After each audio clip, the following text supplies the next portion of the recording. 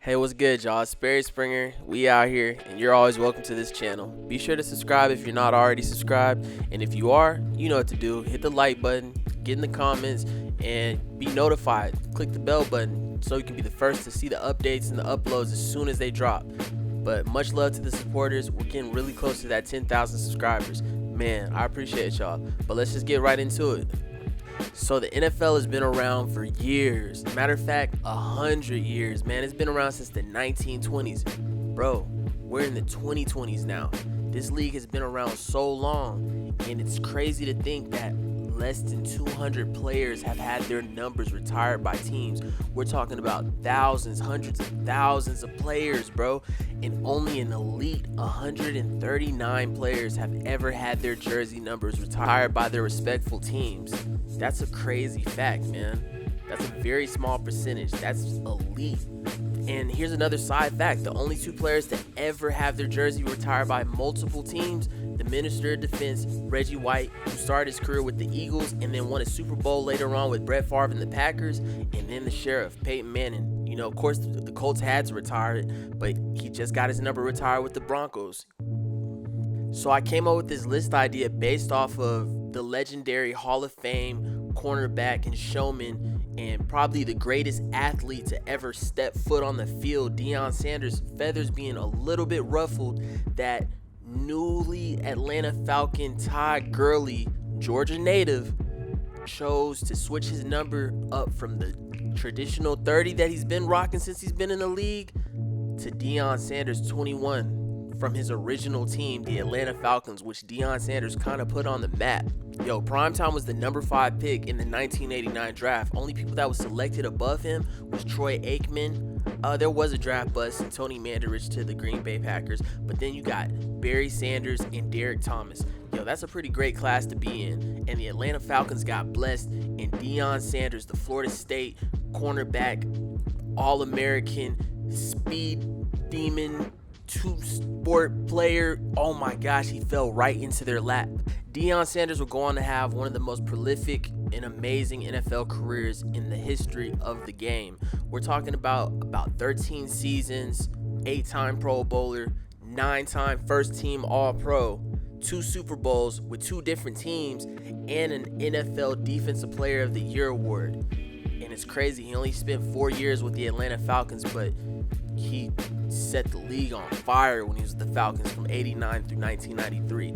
Enough to where that jersey still to this day, you know, that original 21, the red Falcons jersey or the Dirty Bird black traditional jersey from the 90s is still today one of the most popular throwback jerseys in all of sports that people still rock to this day, especially at Falcons games.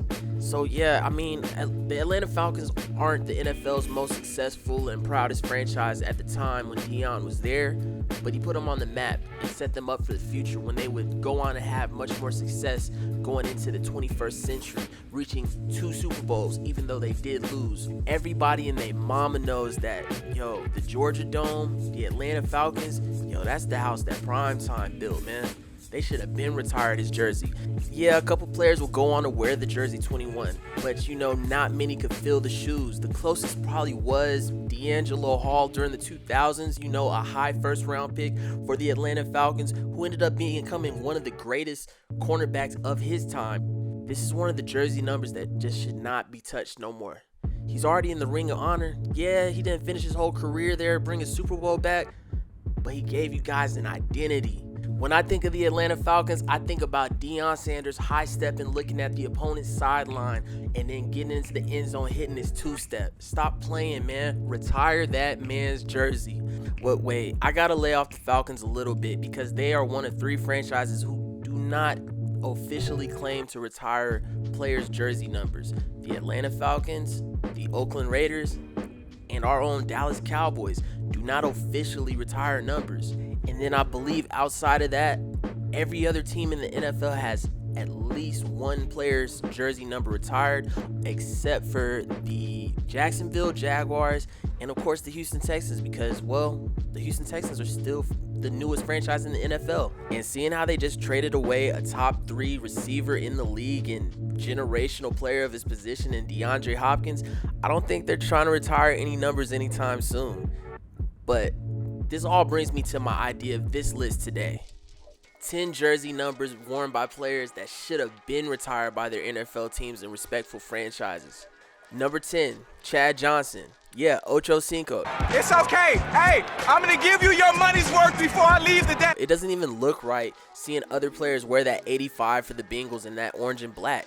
Like, come on. He literally changed his name to Ocho Cinco based off of the number. While playing for one of the NFL's most notoriously known embarrassing franchises of the NFL, Chad Johnson made the Bengals one of the most entertaining teams to watch in the 2000s. He even led the league in receiving in 2006, all while always having mediocre quarterback play or his quarterback being injured. Somehow, some way he maintained to have a solid career over 10 years. We're talking about 6 Pro Bowls, 3 first-team All-Pros, and even managed to make it to the Super Bowl with the Patriots one year, even though they lost. But we're talking about the Bengals. And along with all those stats, had some of the greatest celebrations of all time. To the typical sports fan and NFL fan, when you say Cincinnati Bengals, Chad Johnson and his gold grill on the field is one of the first things that you think about. I mean, I wonder how Chad feels that this number's not retired. Chad, please. Hey, that's one of them like, Chad, please. Chad, please. Kiss the baby, huh? Number 9 on our list, Kurt Warner's 13 jersey for the St. Louis Rams. We're talking about the greatest show on turf, one of the greatest Super Bowls ever played and seen on TV that kicked off the new millennium. Kurt Warner has one of the greatest stories in sports because in 1994, he was Brett Favre's backup for the Packers, and that wasn't cutting it for him, so he took his talents to the Arena Football League, which was really big in the 90s and 2000s, and he took the league by storm, won championships, won MVPs, but that wasn't enough for him. You know, Arena Football, they're not paying like the NFL is, so while working for the Arena Football League, he's literally bagging groceries at Hy-Vee, a well-known Midwest grocery store, and then he gets the call to come back up for the St. Louis Rams, who are loaded with talent. We're talking about Isaac Bruce, rookie Torrey Holt, Marshall Faulk in his prime, and he came in to back up Trent Green, who gets injured, and the rest was history. He would go on to lead the Rams to the Super Bowl and defeat the Titans in one of the most classic finishes of all time. Think about it. If it wasn't for that Super Bowl, you know, the Rams might have moved back to LA even sooner. That was the one bright moment of this franchise's history. The one Super Bowl that they won it in the city of St. Louis because of Kurt Warner. And that's why I think that number 13 jersey should be retired. Kurt Warner would even go on to take the Arizona Cardinals to the Super Bowl in one of the most magical runs in NFL playoff history with Larry Fitzgerald. I know you remember that Super Bowl versus the Steelers. That's one of my favorites. Oh my gosh, I'll never forget when Larry Fitzgerald took that slant pass from Kurt Warner. I thought they was going to win it. Number 8 on the list, Ronde Barber's jersey number 20 for the Tampa Bay Buccaneers. Not only did he go on to spend his whole NFL career with the Tampa Bay Buccaneers, but he helped turn one of the NFL's bottom feeder franchises into a Super Bowl champion in the 2002 and 2003 season. 2001, he led the league in interceptions, and his 14 defensive touchdowns only ranked behind Rod Woodson and who else? None other than Deion Sanders. That's great company to be behind when it comes to having the most defensive touchdowns in the NFL. And his jersey's not retired? Number 7 on this list, Terrell Davis, jersey number 30 for the Broncos. I know Terrell Davis only played 6 seasons in the NFL, but from 1995 to 2001, he was one of the NFL's best players, and he was the missing piece to the Denver Broncos franchise, a team that made it to the Super Bowl 4 times with John Elway, but never won. It kind of sounds like Terrell Davis was the missing piece that the Broncos needed to get over the hump. 2 Super Bowl championships, and he was the MVP of one. He was the league MVP and a 2-time Offensive Player of the Year. Also led the league in rushing in the 1998 season with over 2,000 rushing yards, something that less than 10 running backs have ever did in NFL history. I don't know, it could just be me, man. When I think of the Broncos, I think of number 30 doing the Mile High Salute. Number 6 on the list, Tim Brown's 81 with the Oakland Raiders. The former college Heisman will go on to have one of the greatest careers a wide receiver could have in the league. He literally ranks in the top 10 of every major receiving statistic of all time in the NFL. That's catches, that's touchdowns, that's yards. This one's for my old school NFL fans, as he did play into the 2000s and played on that late Oakland Raiders team that Jerry Rice played on that got to the Super Bowl and got smashed by the Buccaneers. That was like one of my favorite teams because my stepdad is from California, so I grew up liking the Raiders, and I just love the fact that they had these old school receivers that were just balling out beyond the young receivers and young players on the field, and Tim Brown was always a beast, man. When I think of the Raiders, I think about Al Davis, like he always says, man, just win, baby. We going deep. We hitting the home runs. And Tim Brown was that home run hitter for the Raiders. He was never one of those players that got the chance to just have a one solid quarterback throughout his career. He played with different quarterbacks, it seems like, every season, but he still managed to rank at the top of the league every year. But like I said at the beginning of the video, the Oakland Raiders are one of those teams that do not officially retire numbers, and they, out of all the teams, are the one that really stands by it. The Raiders have never retired anybody's jersey number. 88 for the Cowboys. Yep, between Michael Irvin and Dez Bryant, that jersey number should have been retired, especially now after Dez. Nobody can really fill those shoes after him.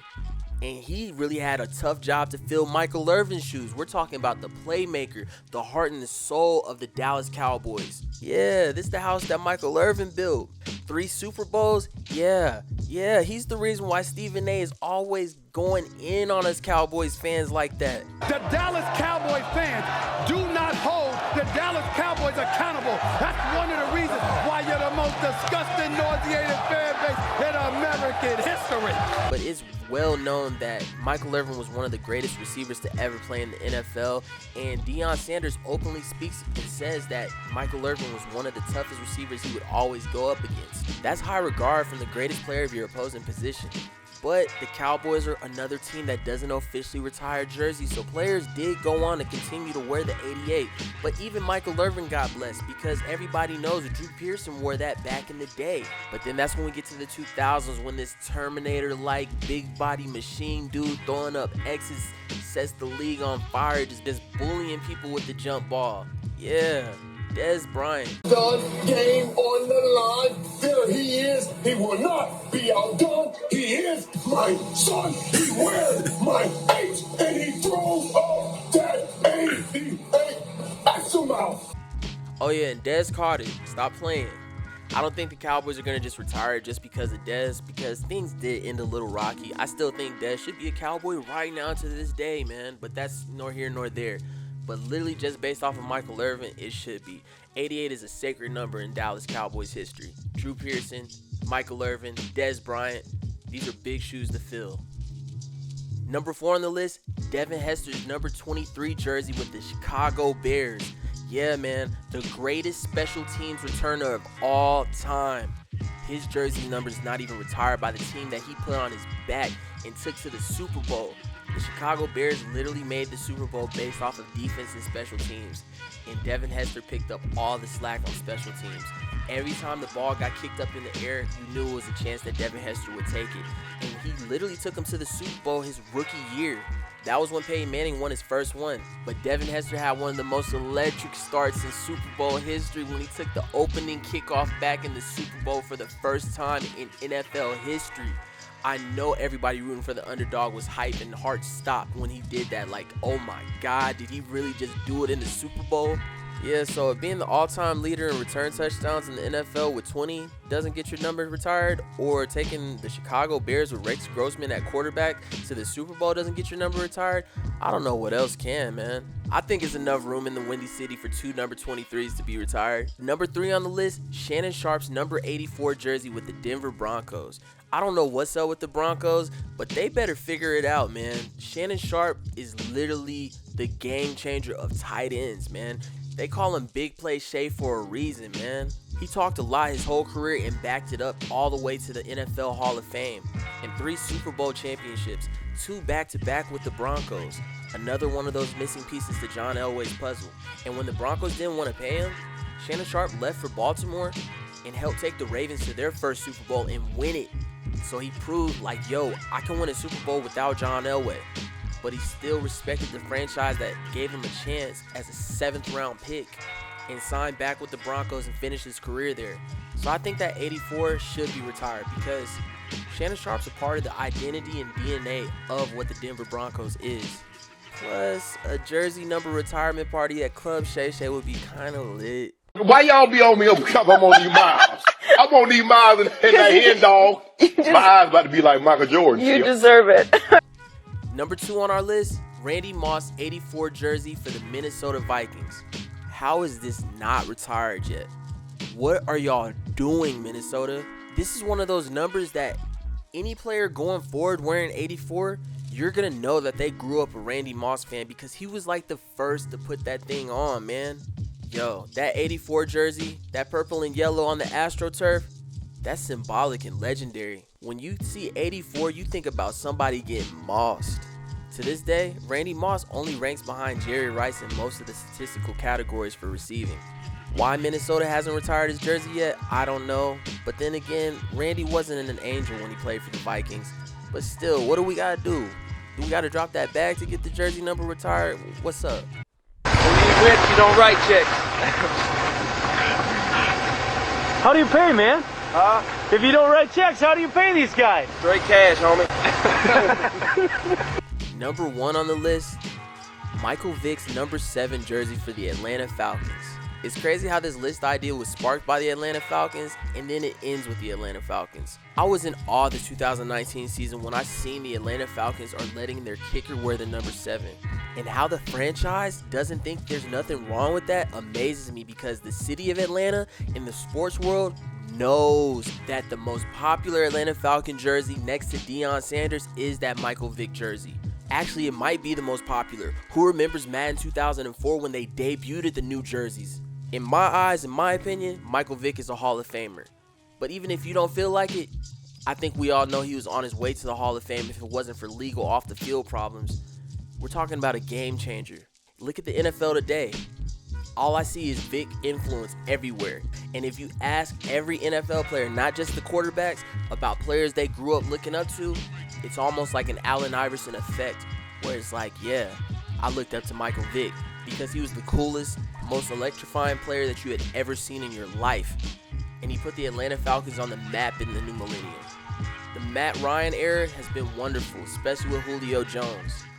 But I feel bad because no matter what Matt Ryan does, he will never take the spot of Michael Vick.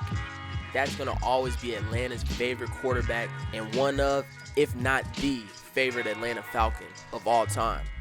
Retire Michael Vick's number 7 jersey, Atlanta. It's time. So were there any jersey numbers that I missed in the NFL that should have been retired? Yo, get in the comments and let me know. And if you got any list ideas, leave a comment. I might use one of them. But be sure to subscribe. If you like lists like this and exclusives and you want to be the first to see uploads when they first drop, hit that subscribe button, get notified, and always hit the like button. Much love to the supporters. Everybody be safe out there. And I just want to say thank you, and you're always welcome.